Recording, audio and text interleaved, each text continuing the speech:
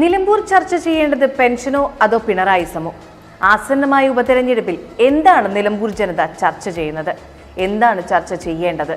PV Anwar രാജിവെച്ചൊഴിഞ്ഞതിനെ തുടർന്ന് നടക്കുന്ന നിലമ്പൂർ ഉപതെരഞ്ഞെടുപ്പിൽ പോരാട്ടം കനക്കുന്നതിനിടെ ചർച്ചാ വിഷയങ്ങളും മാറി വരുന്നു. പോലീസ് രാജ്, മലയോര മേഖലയിലെ ആശങ്കകൾ, മലപ്പുറത്തിന് നേരെയുള്ള വിദ്വേഷ പ്രചരണം ഉൾപ്പെടെയുള്ള സുപ്രധാന വിഷയങ്ങൾ ഉയർത്തിയാണ് PV അൻവർ രാജിവെച്ചത്.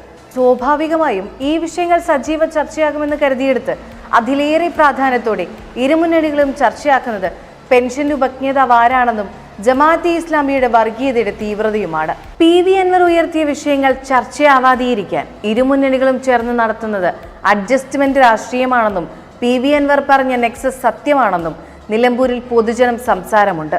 വന്യജീവി ആക്രമണം മൂലം മലയോര കർഷകർ അനുഭവിക്കുന്ന പ്രയാസങ്ങളും പിണറായി പോലീസിന്റെ വേട്ട കാരണം പൊതുജനം അനുഭവിക്കുന്ന ദുരിതവും ചർച്ച ചെയ്യാതെ ഭരണപക്ഷം ഒരുക്കുന്ന കുരുക്കിൽ പെട്ടിരിക്കുകയാണ് പ്രതിപക്ഷം. ഏതായാലും പിണറായി പോലീസിനുള്ള അവമതിപ്പും വനംവകുപ്പിന്റെ കഴിവുകേടും ചർച്ചയാക്കി ഭരണവിരുദ്ധ വോട്ടുകൾ പരമാവധി തന്റെ പെട്ടിയിലാക്കാനാണ് PV അൻവർ ശ്രമിക്കുന്നത്.